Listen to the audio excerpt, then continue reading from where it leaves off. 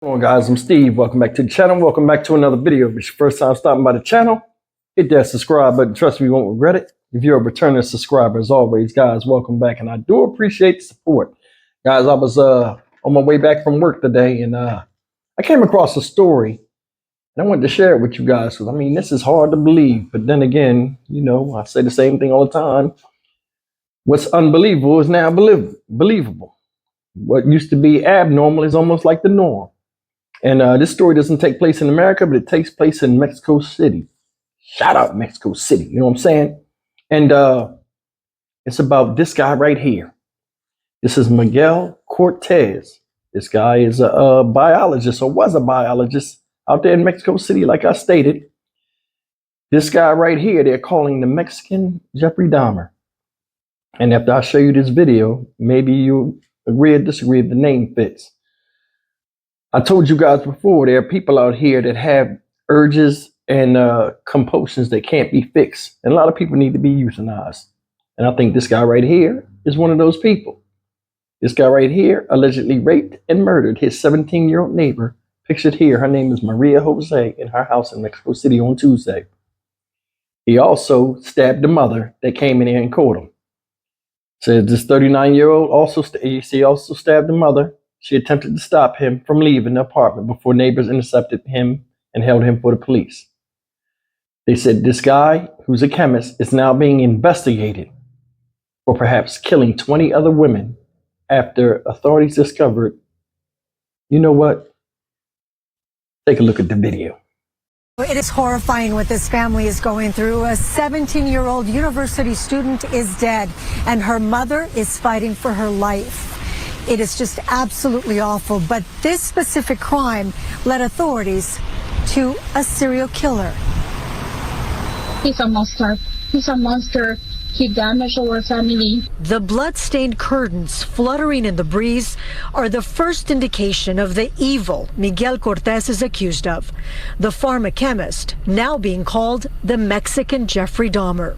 So I received a call that my sister was taken to the hospital because somebody entered her apartment and attacked her and attacked my niece. Angela Calles of Santa Ana is currently in Mexico City.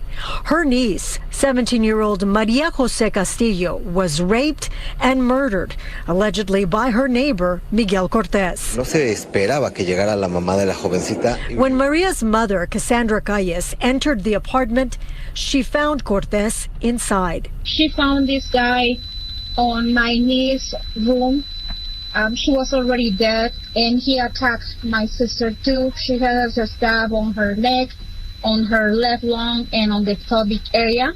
Cortez tried to flee, but neighbors held him down until police arrived.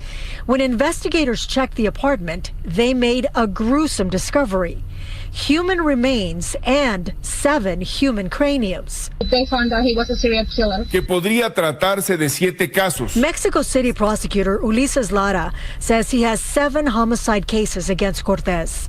But the mothers of missing daughters suspect that number is much higher. They are angry with authorities for not investigating their missing daughters' cases. I just asked the fiscal office in Mexico City that they put this monster on jail and he never went out. And also justice for all the other victims, all the other families too.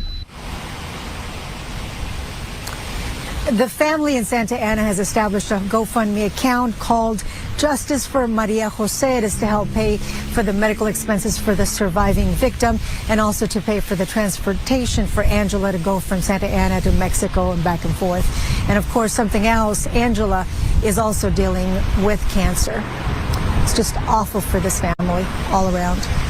That's a story about Miguel Cortez, a.k.a. the Mexican Jeffrey Dahmer. And it says he may be linked to 20 other cases. And they were talking a little bit about what was found in his apartment. Now, this happened last Tuesday, guys, just for the record. It says, last Tuesday this happened, and it said on Thursday, the Mexican City Attorney General's office searched Cortez's apartment in the same building where the teenager lived, and discovered 7 human craniums and human remains and identification cards. They also seized several saws and chemical substances. The individual could have entered the home to sexually assault the victim and deprive her of her life. The prosecutor's office said in a statement, the man possibly discovered by a person also attacked her, causing various injuries that required victim's hospitalization, meaning the mother who came in there and caught him attacking her daughter. 17 years old, another innocent life gone, and somebody else trying to stop the onslaught was a victim of this guy's rage as well. Now, she didn't die. It doesn't specify the mother dies or not. But all the same, Mexico City is a big place, and a lot of stuff go down there. You know what I mean? This guy, 39 years old, a chemist, but he has something going on in his mind to where they have an urge to do damage and devastation to other human beings. There are a lot of people out here. If you sit around and you research and you look at a lot of these stories, most people don't have no motive of why they want to do it, or if they do, it's some of the stupidest stuff ever. Reasons to take somebody's life. You know, there are different reasons why people might do this type of stuff. Me personally, I think a lot of this has to do with how they feel about their mothers. A lot of times. And this is just my opinion. I'm not no psychologist or anything like that. This is just, if somebody asks me what I think it's either that or they have problems with meeting women or just the way they see women in period from the experiences they had in life, whether it was in school or whatever. And a lot of times this stuff right here points out to them taking the lives of women. Now, it said victims. So I guess it says, because it keeps saying rights of women and animals. So I guess all his victims were women. Didn't specify in here. But all in all, there are some people that don't want to exist in society. Or they just, look at people as not people and animals. When they're the ones with the animalistic tendencies on preying on people. How do you fix that? The lady said, hey, I want him to go to jail for the rest of his life. Yeah, but he still has his life where the 17-year-old young lady doesn't. Her mother is fighting for her life right now. Part of her is dead because the daughter is gone. No court of law can fix that. You can't bring back people that are gone already, but you could get rid of the source of the virus that claimed their lives. A lot of people say, oh, you shouldn't go an eye for an eye. Okay, cool. This guy gets to go to jail.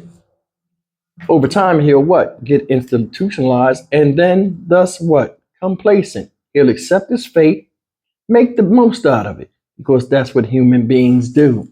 He'll still smile. He'll still laugh. He'll still experience how good food is to taste. He'll still be alive to discover new things. He had his life planned out for him. He was a chemist, a biologist, professional career. Took time and study. He threw that away because of desires and urges he had to cause destruction in somebody else's life. This man didn't just kill this woman. He killed the mother, whether she lives or not, because part of her is gone. And people need to realize that. I don't know why they have laws now that just lock people up. Jail is for not, it isn't for everybody. And he's a perfect example of that. You could ask his victim and she would talk. May she rest in peace. May these victims of these other dismembered women, it said they think he dismembered over 20 women, labeling him as serial killer. You never know who's living next door to you. This guy watched this chick. Had to. They said he was a neighbor in the building. That's why I tell you, ladies, man, you guys walking around, it's open season now. It's like war is waged on a lot of y'all. All this getting on social media and showing your curves and talking about how you fit and all this and trying to get people to look at you in a certain way. Men don't think like y'all. Oh, I look cute. Let me take a picture. That's cannon fodder for a stalker. Or even worse. A sick person like this guy right here, Miguel Cortez. There are a lot of them out there. I'm Stock Market Steve for the Dynamic Region channel. As always, like, comment, share, and subscribe. I'll see you guys in the next video. Take care.